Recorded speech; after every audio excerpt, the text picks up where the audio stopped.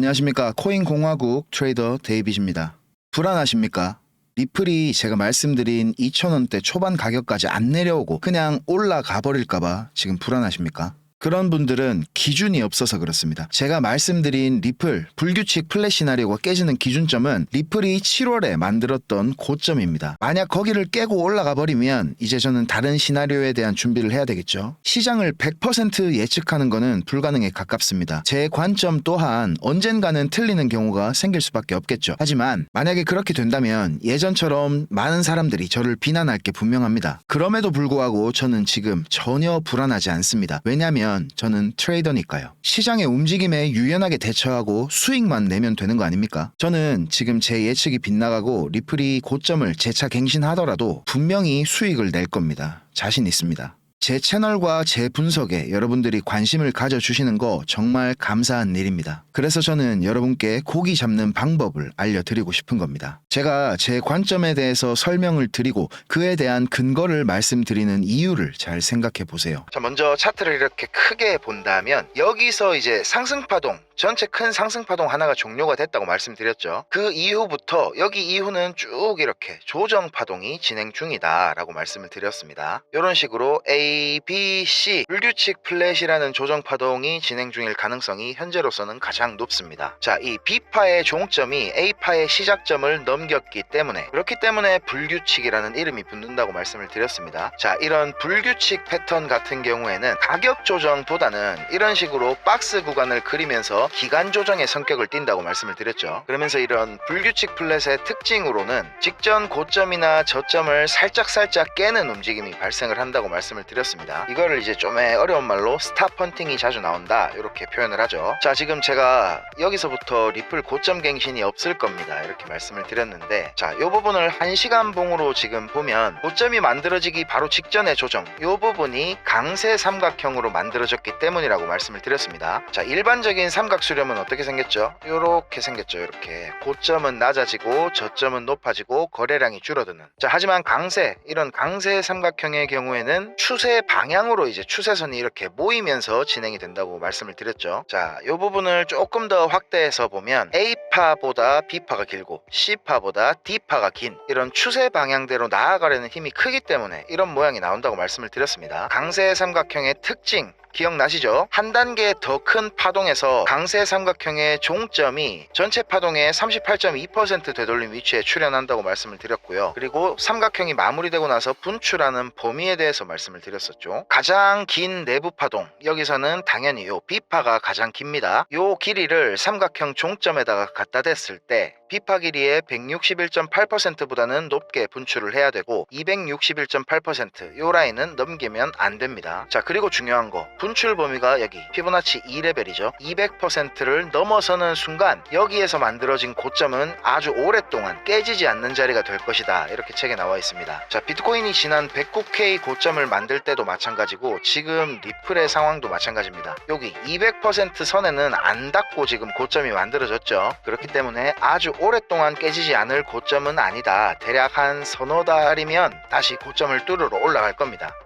그래서 지금 ABC 이렇게 플랫으로 조정이 만약에 제 예측대로 나온다면 여기 만들어지는 저점이 그야말로 우리가 인생 타점으로 불릴 수 있는 그런 자리가 될 거다 이렇게 말씀을 드리는 것이고, 자, 꾸준히 제 영상 보시면서 대응해 나가신 분들은 여기서 이제 어느 정도 익절을 다 하셨을 테니까 지금 이런 자리에서는 편한 마음으로 그냥 관망을 하시면 되는 겁니다. 자, 그러면 이 C파의 종점 어디까지 가격 조정이 나올 거냐, 이게 관건이겠죠. 자, 이런 플랫이라는 패턴은 B파가 A파를 얼마나 되돌리느냐에 따라서 몇 가지로 나눠지게 됩니다. 자, 지금 리플 차트에서는 요 A파동을 B파동이 101%부터 123.6% 요 사이 구간으로 되돌리고 있죠. 정확히 여기 1.13레벨 대표적인 휩소 레벨에 딱 정확하게 위치를 하고 있는 게 보여집니다. 자, 이거는 강한 파동 B가 출현한 거다 이렇게 말씀을 드렸었죠. 강한 파동 B가 출현했을 때 C파의 길이는 A파의 길이와 비슷하거나 극단적으로 1.618레벨까지 연장된다고 말씀을 드렸습니다. 드렸습니다. 자, 그런데 만약에 이 C파가 연장이 된다 그러면 이 B파 길이의 최소 1.618까지 나오거든요. 그렇게 된다면 리플이 다시 500원짜리가 돼야 된다는 결론이 나오는데, 그래서 C파가 연장돼서 나올 가능성은 거의 없다. 그런 일은 절대로 없을 거라고 생각을 합니다. 자, 그럼 결론적으로 C파가 A파 길이와 비슷하게 나올 수밖에 없다는 소린데, 자, 최종적으로 제가 요 구간을 짚어드렸어요. 원화로는 대략 한 2200원에서 300원 그 사이가 유력하지만 업비트 차트는 뭐 꼬리가 길어질지 짧아질지 요거는 그때 가봐야 아는 거라 바이낸스 차트로 분석을 하고 업비트는 이제 대응을 해야 된다고 말씀을 드렸습니다. 요 구간이 이제 A 대 C 비율이 1대1을 조금 넘기는 구간이기도 하고요. 그리고 리플이 계속 지지 저항을 받던 요 채널의 라인과도 일치하는 구간이다. 그리고 전체 상승분의 61.8% 되돌림이랑도 겹치는 구간이다. 이렇게 말씀을 드렸습니다. 일단 최종적으로 제가 생각하고 있는 가격 반전 구간이 그렇다는 거고요. 지금 단기적인 움직임이 그렇게 뭐 중요한 구간은 아닙니다. 중요하진 않지만 제가 라이브 때 설명드린 거니까 이거 다시 한번 말씀을 드릴게요. 지금 여기서는 진짜 수많은 가능성이 열려 있습니다. 제가 여기 저점과 여기 고점을 연결한 채널 안으로 이제 리플 가격이 회귀를 했다. 여기 상단 라인을 먼저 터치하냐 중단 라인을 먼저 터치하냐 요 싸움일 뿐입니다. 여기서 막 울로 먼저 가냐 밑으로 먼저 가냐 이것까지 맞추려고 들면 막 머리 아파서 살도 못 내요. 상당히 피곤해지는 방법입니다, 그게. 자, 근데 물론 제 메인 시나리오 이 C파의 시나리오가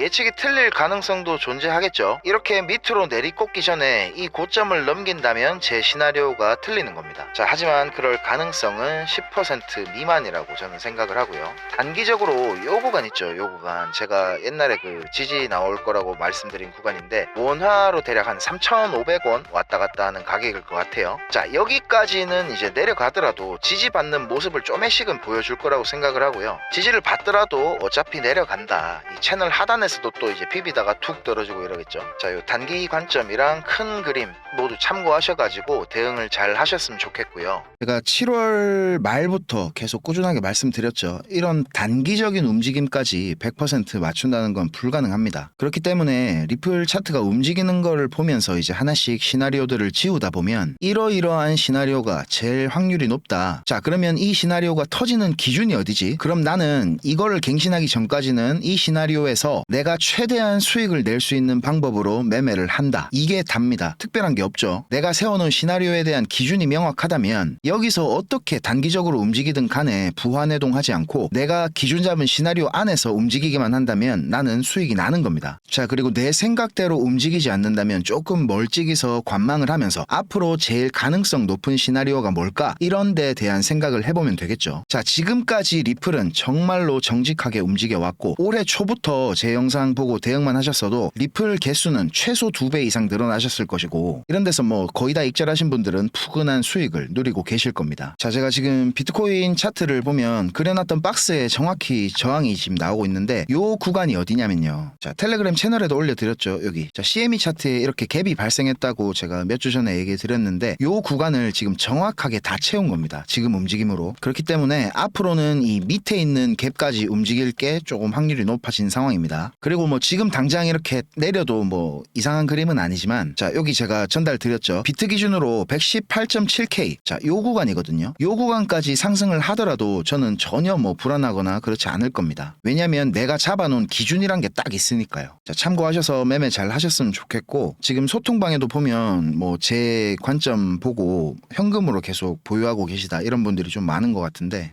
절대 조급해하거나 불안해하지 마십시오. 돈은 내가 들고 있는데 왜 내가 불안해야 됩니까? 그죠? 제가 생각하기엔 한 5,000원 근처까지 갈 것 같아요. 거기서 이제 크게 조정이 좀 올 것 같다. 여기서 뭐 한락하지 마세요 지금. 여기 2,310원부터 2,440원까지 적으세요. 2,310원부터 2,440원까지 여기가 확률이 가장 높을 것 같아요. 정말 많이 내려온다면 2,700원 근처 여기가 이제 마지노선이라고 보고 있고요.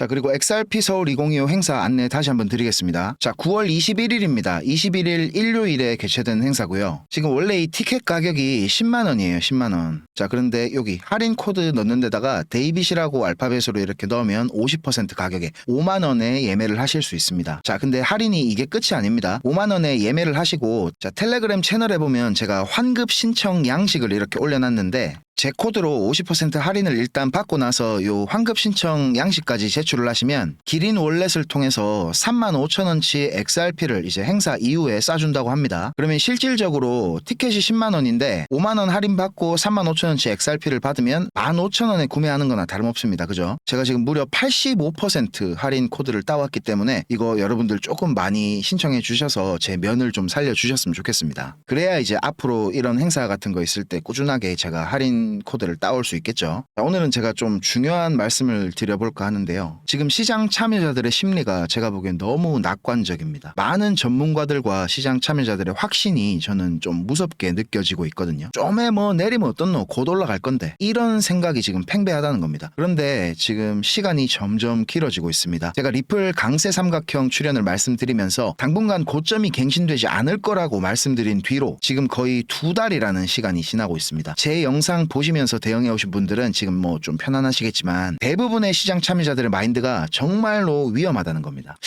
이거 좀 뭔가 이상한데? 라고 느끼는 사람들이 있긴 합니다. 그럼에도 불구하고 그래도 괜찮다라고 생각한다는 게 문제라는 거죠. 행님들 답정 너라고 들어보셨습니까? 답을 정해놓고 생각을 한다는 거. 지금은 사이클 후반부고 아직 상승 사이클이 끝나지 않았다. 이 상태에서 이제 호재들이 하나둘씩 나오게 되면 초보자고 전문가고 그걸 정답처럼 받아들이고 있습니다. 자, 지금 비트코인 반감기가 지난 지 500일이 훨씬 넘었죠. 사이클 이론은 완벽하게 달라졌다고 말씀은 드리지만 그래도 큰 틀에서의 반감기 사이클은 그 패턴이 조금 달라졌을 뿐이지 분명히 존재하긴 할 겁니다. 지금 비트코인 ETF가 세상의 모습을 드러낸 이후로 실제로 온체인 데이터에서의 변화도 크고 상황은 늘 급변하고 있습니다. 지금 이런 상황에서 무조건적인 정답이 정해져 있다 이렇게 생각하는 게 제일 위험하지 않을까요? 하락이 와도 괜찮다, 기회다, 뭐 또 기다리면 오르겠지, 어차피 갈 거다 이렇게 단정하는 분위기가 지금 팽배합니다. 자, 그런데 원래 하락은 무서워야 합니다. 그게 정상이죠. 그런데 지금 시장에서는 하락을 무서워하지 않는 분위기가 만들어지고 있다는 거예요. 낙관적인 생각이 학습되고 있다 이렇게 느껴지지는 않습니까? 자, 22년도 3월에 어땠습니까? 모든 기대가 한 번에 무너졌습니다. 비트코인은 뭐 마이너스 70%까지 가도 결국엔 뭐 다 회복하잖아. 네, 맞습니다. 결국엔 오르겠죠. 그리고 상승을 예측하던 예언가들은 갑자기 한순간에 다 사라질 겁니다. 몇 년이 지나면 트레이더라고 자칭하던 사람들이 돌연 가치 투자자가 돼서 돌아오기도 하겠죠. 저도 2달 전부터 하락을 말하면서 시장을 멀리서 지금 지켜보고 있지만 여전히 시즌 아웃은 아닐 가능성이 높다고는 생각하고 있습니다. 그리고 모두가 지금은 사이클의 후반부인 거를 인정하고 있습니다. 그런데 앞으로 상승이 남았던 하락장이 펼쳐지던 제일 중요한 건 뭐겠습니까? 지금은 사이클 초반 중반과는 다르게 무조건 리스크 관리가 우선입니다. 시장을 비판적으로 바라볼 필요가 있다라는 거예요. 이런 생각 없이 그냥 무조건 낙관적으로만 시장을 대한다면 결국 상승 사이클에서 벌었던 수익을 모두 잃게 될 게 분명합니다. 뭐 조정이 오든가 말든가 우야든지 다시 올라갈 낀데 시장은 그렇게 만만한 곳이 아닙니다. 우리는 최대한 냉정하게 판단하고 철저하게 다음 플랜에 대한 준비를 해놔야 됩니다. 자, 오늘 제가 좀 무거운 이야기를 드리는 것 같은데 정리하자면 시장이 지금 너무 낙관적이다. 이런 낙관적인 분위기는 그동안의 학습에서 나오는 것이고 시장 참여자들의 이런 기대 심리는 한 방에 무너질 수도 있다는 겁니다. 여기에 대해서 우리가 좀 곰곰이 생각해 보면서 스스로 마인드셋을 좀 해보시길 바라겠습니다. 자, 오늘 시청해 주셔서 감사드립니다. 저는 다음 영상에서 뵙겠습니다.